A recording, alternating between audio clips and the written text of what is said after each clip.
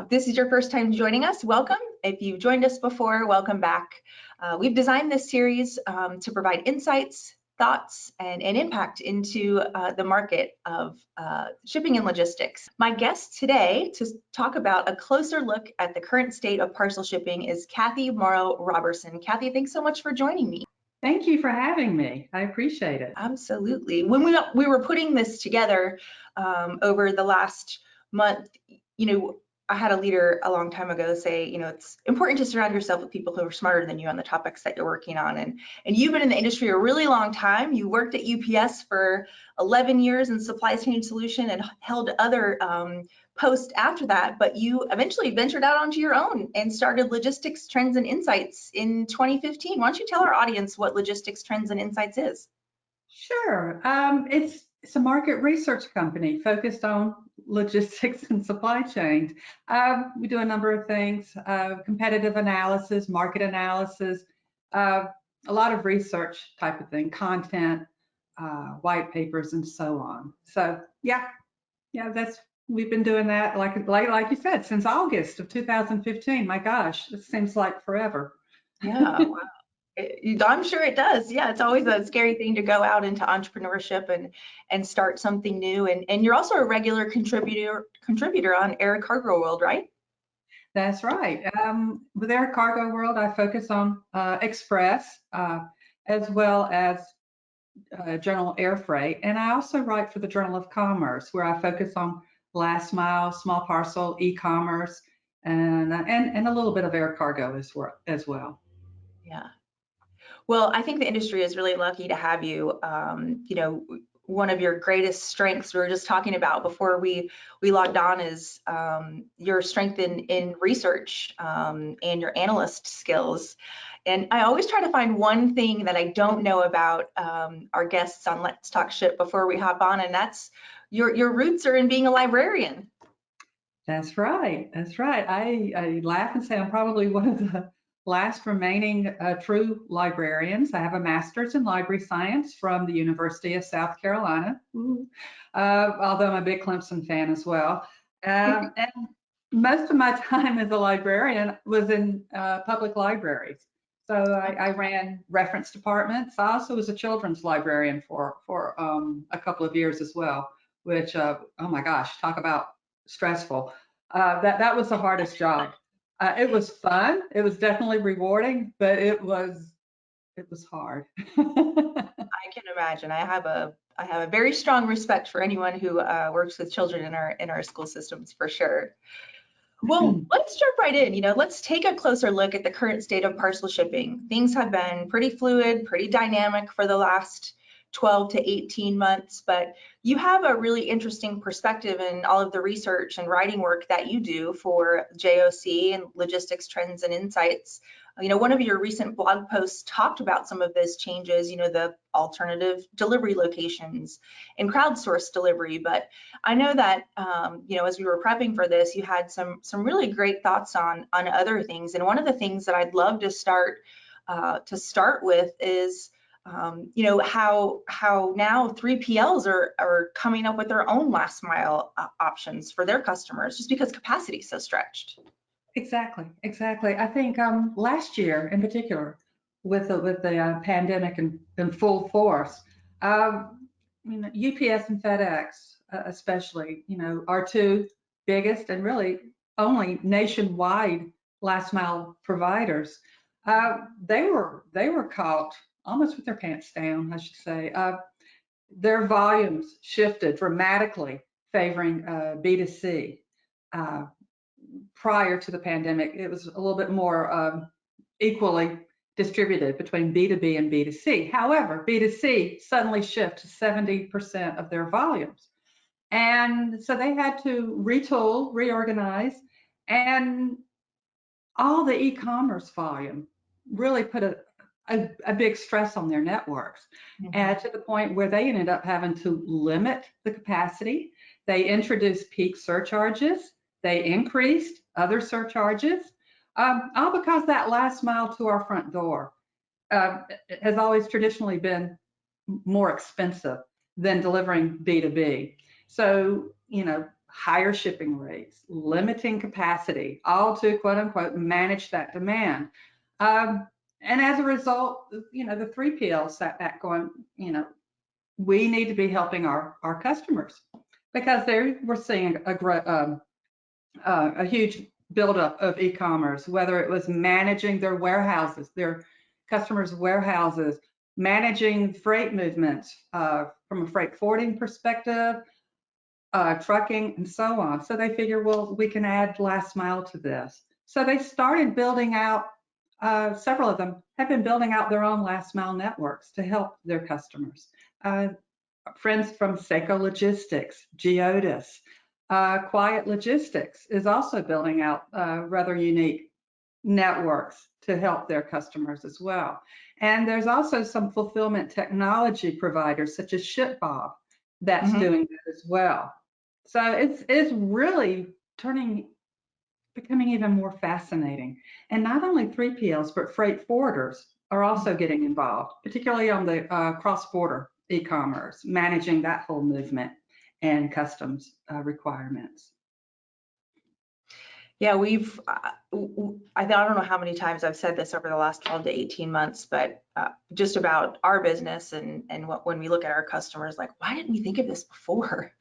And, 3PLs and freight forwarders and those guys have been in the game a long time. And I just think it's really refreshing that they're taking a closer look at how they can fully service the customers that they have today. It really makes it an attractive offer, I think, for shippers, for sure.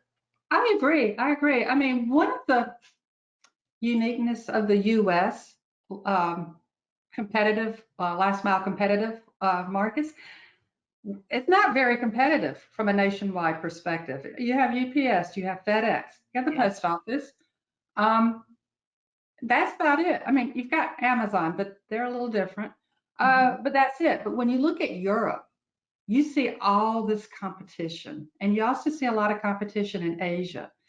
And so I look upon the 3PLs, freight forwarders, and also a lot of these new entrants as a breath of fresh air. I think we've needed competition for years and years. The last time any meaningful competition came into the space was DHL, and they ended up pulling out of the market, but they've come back in as DHL e-commerce, and they've partnered up with the likes of the post office and a number of crowdsourced solution providers as well, along with regional carriers, much like these new networks are doing. Yeah, well, and that brings me to the second point that I was thinking about. We're regional parcel carriers. I mean, there are lots of them in the United States, and they're poised to take that market share from FedEx and UPS. Definitely. It's interesting because I think like August of last year, as shippers were finally taking a deep breath and like, we need to now start focusing on the peak season, the holidays, to make sure we've got the capacity. They found out, oh my gosh, FedEx, UPS, they can't handle my capacity, the additional capacity. So they did start turning towards regional providers, particularly OnTrack, LaserShip. I think those were probably two of the biggest gainers this past year. In fact, if y'all haven't seen it, I think Bill Cassidy, one of the journalists at the Journal of Commerce, came out with an article late yesterday, the ranking of the top trucking companies over the past year. And guess who made their entrance into the top 50? OnTrack and LaserShip. Thank you to it's all about e-commerce. A lot of it was B2C because they both have that unique focus on B2C. So yeah, it is really interesting. It is interesting and really refreshing. We've been able to work on some really interesting projects with our clients, just trying to help them figure that out. It's hard to navigate from a costing perspective anyway. Where should I put this last mile volume? And since UPS and FedEx are saying they're not going to pick up this heavy volume, then why would I give it to them in the off season either? So how much of that can I pull out of that network and put into another network without degrading our costs, we've been working on some really interesting things with our customers related to I think regional it's great. It's carriers. giving them options. It's Yeah, giving the shippers options finally, at long last. And those that also have that physical presence, the stores, they're able to utilize that store, as a fulfillment center and maybe partner up with a crowdsourced provider for that final mile, or maybe they do it. Who knows? Instead of having to rely on the traditional UPS, FedEx, or the post office. So I love the idea of having more options for shippers. They've long deserved that. Now, that's not saying anything bad about our friends at UPS, FedEx, and the post office. sure. They do a fantastic job. They really do. Mhm. But they're also expensive. Yeah. And they just carry so much. I mean, honestly, there is a limit. And so shippers need to have those options. They really do. And I feel like, the boom of e-commerce, the thing that we're hearing largely, especially from large shippers, is, their desire and their KPIs around customer experience and customer satisfaction. And I think that the options that are coming into the market today with regional carriers, or even, partnering with a 3PL, who can help you with that last mile, is helping them achieve those KPIs. I agree. I agree. They're giving them some credence there. To me, I mean, I have a lot of respect for a lot of the crowdsourced platforms, but I also am rather hesitant on a lot because I've had some bad experiences with them. And I think times are changing because when I was at UPS, we were brought up, that customer experience, and I firmly do believe this. Customer experience goes all the way up to your front door, no matter who's making that delivery. With UPS, with FedEx, the post office, they're all dressed in uniforms. They're easily identified. You see the package car out there, there's UPS.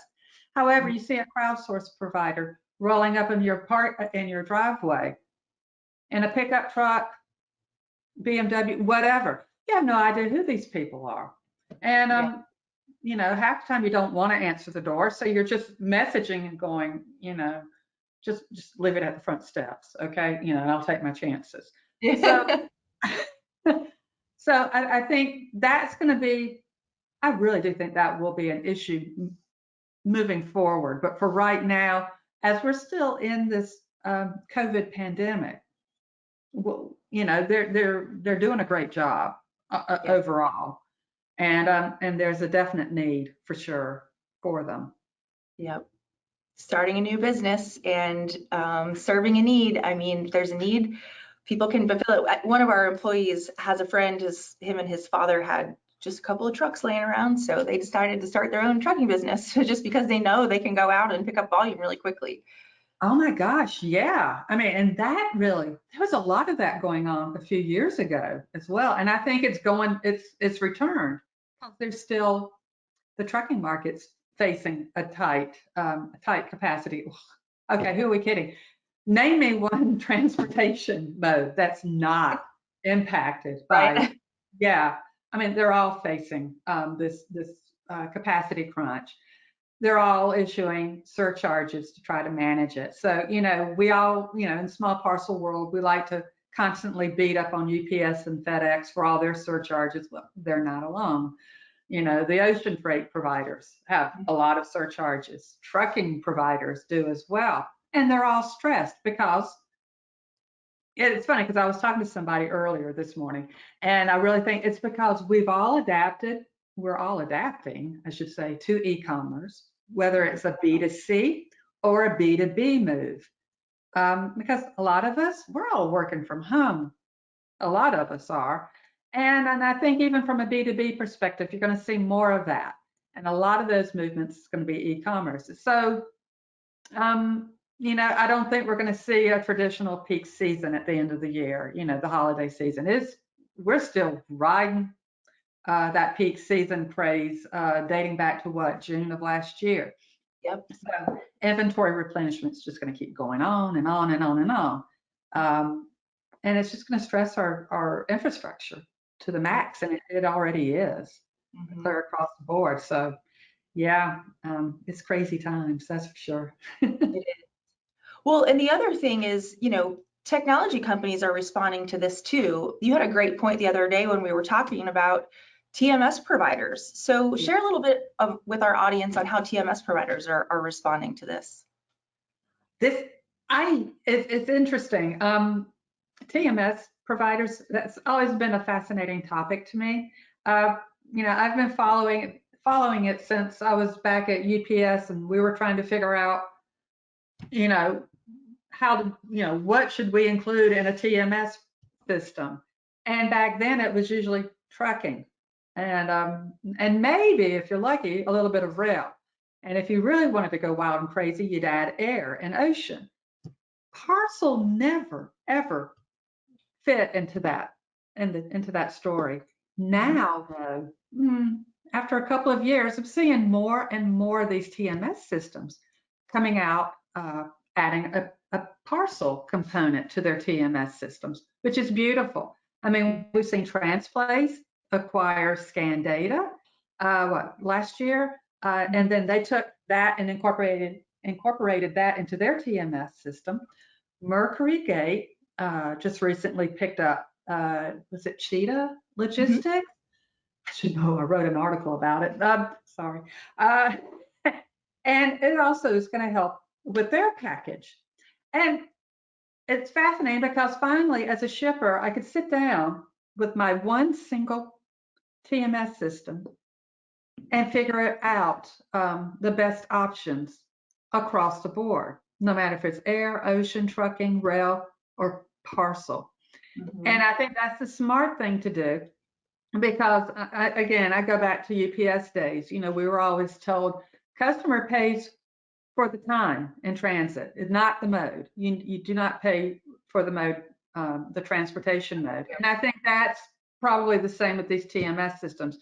You want to see, you know, figure it out by timing, by route, and then the mode may come in next. So it makes complete sense, and it's a long time coming, that's for sure. Yeah, I agree. And I think, eventually, and probably not too far in the near future, my prediction is, a TMS system that has all modes will be table stakes, and smart shippers are going to be looking for that. They already are. I mean, some of the efficiencies that have been gained that we're hearing from our clients by choosing a TMS that has both is, not just they're choosing the right mode, but all of the data that's gleaned in one house for them to just make better decisions on a day-to-day basis. They don't have to go to disparate systems anymore and pull different reports and try to marry them together and figure it out. It makes it very easy for shippers. That you're so right. You're so right about that. The analytics behind that, amazing. God, just think of what all a shipper can use that for. Yeah, Mhm. to measure across the board, know where to put the money, the transportation money. Yeah, Yeah.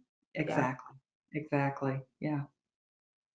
Well, I'd love to get your thoughts on this, Cathy, because this has come up many times. It comes up all the time, and managed logistics has been a thing for decades. And as you think about uh, ocean, air freight, less than truckload and truckload, managed logistics has always been a thing on those modes. But it hasn't really been true for parcel. But we're hearing more and more that customers don't necessarily want the hands-off experience. That would be a little difficult for a company to do, but they definitely want a managed logistics experience as far as you could take it for parcel. Are you hearing that? Well, I mean, I think that's also where you see 3PLs coming in as well. I mean, they're managing all of that on behalf of the shipper, and I think you will see a lot more of the managed transportation. Um, Again, it's just I think we're in such a great change within the entire market. Regardless of what industry you're in, and parcels got to play a role in it with the other modes. I mean, it just makes way too much sense, not only because of e-commerce, but think of what travels in those small packages, okay? So parts for manufacturing and and such as that. So yeah, it again, it does make sense. It makes absolute sense, and yeah, you're going to see more of that Mhm. um, as we move along, uh, because I really think shippers um, are really wanting to get back and focus on what they do best, their business, more Yeah. than anything else. I mean, really, can you imagine being a shipper and having to manage your freight and stuff in this environment? I mean, that is a full-time job for a whole group of people, really. So yeah, yeah, let the experts take care of it. Yeah, yeah. I can't tell you. The first quarter has been a boom of customers saying, Jamie, just tell me what to do. Yeah, And show me the data that's telling you that I should be doing this so I can just go back and make those changes. yeah. It's Are, been a, yeah. now, I was about to ask, have y'all seen a big increase in parcel volumes over the first quarter? Yes, Yeah. definitely. And we've seen an increase in customers just reaching out more and, you know, they want us to come to the table with, you know, those advisory services and the analytics Mhm. behind those advisory services, you know, to help them through and plan for the future, whether that's GRI or mode optimization studies, you know, whatever their heart's desire. If we can get our hands on the data, we can help someone. So it's been a very busy quarter for transportation impact, and I imagine other companies like ours. I would imagine so, definitely. And you know, it's something that I'd said in a JOC article and in a couple of other pieces that I've written is, you know, it's funny. You really do. A shipper needs to have a last mile strategy. Hmm. And you know, I think for years and years, Parcel has been treated like as a redheaded stepchild. Uh, in the supply chain space. Yeah, It's always, you know, trucking, rail, ocean, air, and oh yeah, package is over here. yeah, But a different group focuses on package. I think those days are gone. I Um, agree. and so you've got to have that strategy Hmm. um, because last mile hasn't. It's gotten more difficult now, particularly with the whole omni-channel space, because now, like we talked about, you know, we have retailers using their stores as fulfillment facilities. They're they're partnering up with crowdsourced providers, but they're also using a UPS and a FedEx and a post office. And they also got trucking over here, and they've got some ocean freight over there. They've got to have a clear, concise strategy, or else they're going to be paying out the wazoo. Yeah. When they really Unfortunately, that's what happens to a lot of companies. exactly, and I can't stress it enough. I mean, it is so important. You know, never ever forget. Yeah, yeah. Hmm. You can manage those costs. You can. I should let me back up. You can mitigate them. I mean, yeah, you may be paying more, but you don't want to pay too much more. You know, unnecessarily. Yeah, So yeah. agree. We talk to customers every day who say things like, this hasn't been looked at in quite some time, or this isn't something we typically pay attention to, or even procurement teams. They miss that it can be a quick win if you're Mhm. looking at parcel Exactly. shipment. It's yeah, it's just simple stuff. If they look at their invoices on a regular basis, and a lot of times those invoices are really uh, detailed and pretty scary. You know, there's a lot of there can be a lot of mistakes on there that they may not be able to pick up. So yeah, doing an audit or you know a third party, I think you know a neutral provider could help with that. So. Yeah, absolutely. And with the carriers bringing back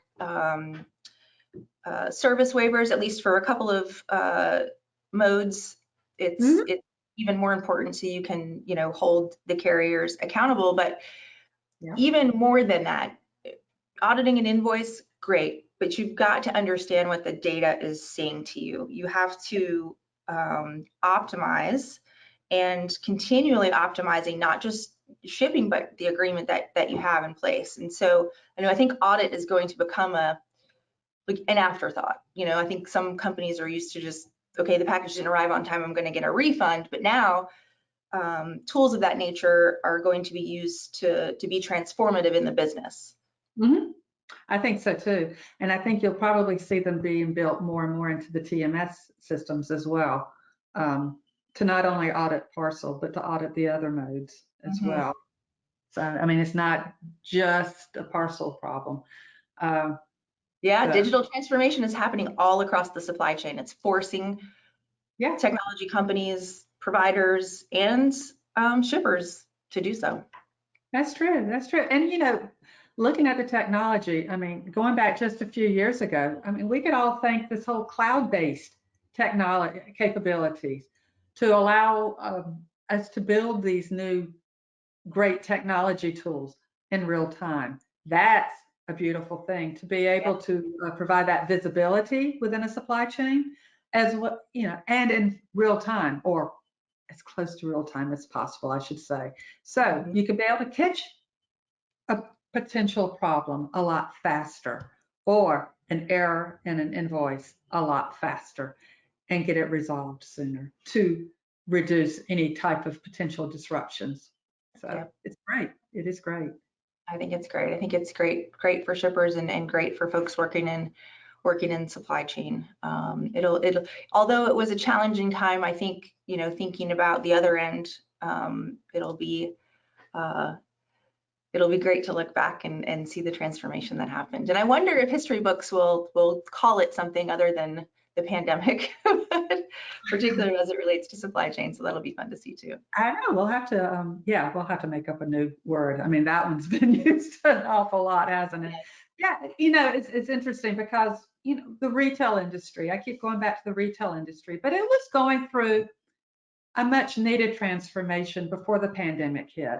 And those that were doing it a little too slowly um, Yeah. were caught in a bind when the pandemic hit last year.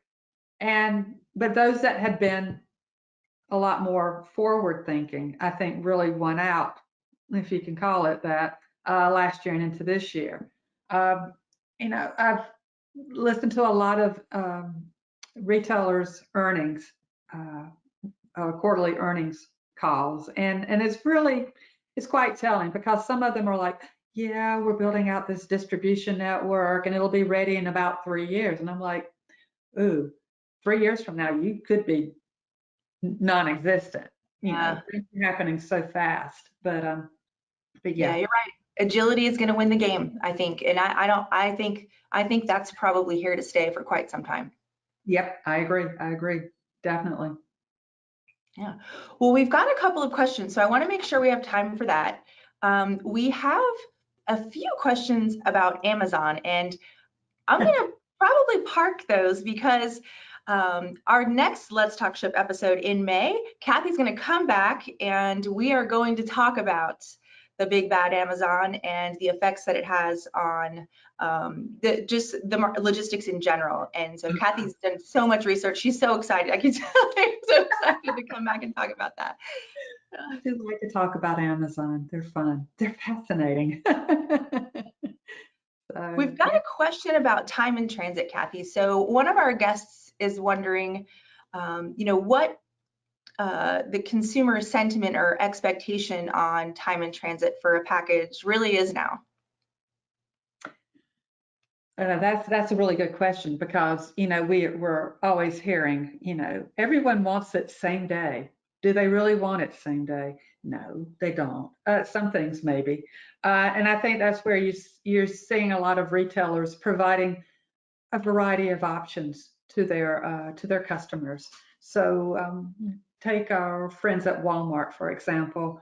So you can go and pick it up yourself within a day using their curbside service, or you can have it delivered same day by using one of their crowdsourced partners, and that comes with, it's either free with Walmart Plus, or they'll charge you extra for that delivery, or if you don't want to crowdsource, you can have it delivered by FedEx, or usually FedEx, because I think Walmart's is a larger customer of FedEx, but I think UPS does some stuff for them as well.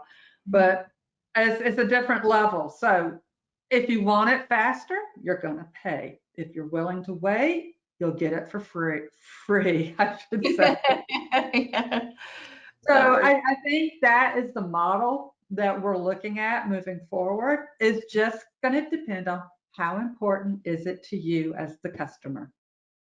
yeah, and really staying close to that customer experience and making sure that you're listening to your customers. Exactly, exactly. I think that was also one of the smartest moves a lot of these retailers did, especially you saw it a lot more last year, particularly when the stores shut down and how they had to change things up rather quickly. But, you know, Target, Walmart, Best Buy, you know, giving these options, these last mile delivery options to their customers, I think is probably one of the smartest things they could do. It also helps offset some of that free delivery expense that they have to cough up as well. Yeah, you have to incur it. It's part of doing business. Yep. So we're over by 1 minute, but I want to make sure we get this question answered because I think it's really important based on the conversation we've been having, Cathy, is if someone were to begin building a last mile strategy, where would they start? Oh, wow. That's a good question. That is a real good question. Well, um, ooh, uh, wow. Okay. Like you said, Jamie, data is very important. So you want Yes. to take a look at your data, analyze it to see where the demand is coming from. So if you're getting a lot of requests coming in from Chicago, you know, you may want to start, you know, include that in your last mile strategy. You also want to take a look at how much your shipping costs are and what you're using right now. I, you know, really, yes, I'm waffling here. Well, I will. But I'll jump in here because I think I would, if it were me, I'd probably take it a little bit further up the supply chain. If I know I have 2 or 3 containers a week coming in, how long is it taking those containers? How long is it taking for those containers to be broken down and get into package cars? And what is that customer feedback? I can't tell you how important I think that is to a last mile strategy. If your customers are happy and they're happy paying for shipping, by all yeah, means. I would also probably talk with, I mean, if I'm already utilizing a UPS or a FedEx, I mean, yeah, I would probably sit down and talk with them to learn more, you know, what the options are. Do your research, hire a market researcher. Uh, Yeah, I mean, advisory services, like I said, it can like help a a customer really broker. I quickly. think going to a firm such as Transportation Impact, yeah, could also be a very good tool to use Mhm. with laying out something such as this. Absolutely. Well, Mhm. Cathy, thank you so much for your time today. I enjoy talking to you every time we get a chance to chat. I'm very excited about our next webinar. Cathy's going to be back to talk to us about her thoughts on Amazon and what the future of that looks like and how it's affecting the market. She's got lots of thoughts, lots of research. And Cathy, thank you so much for being here. Well, thank you. Thank you so much for inviting me. I appreciate it. It was fun. I'm looking forward to next month too. Great. Well, thank you to our audience for attending today, and we hope to see you in May at the next Let's Talk Ship webinar.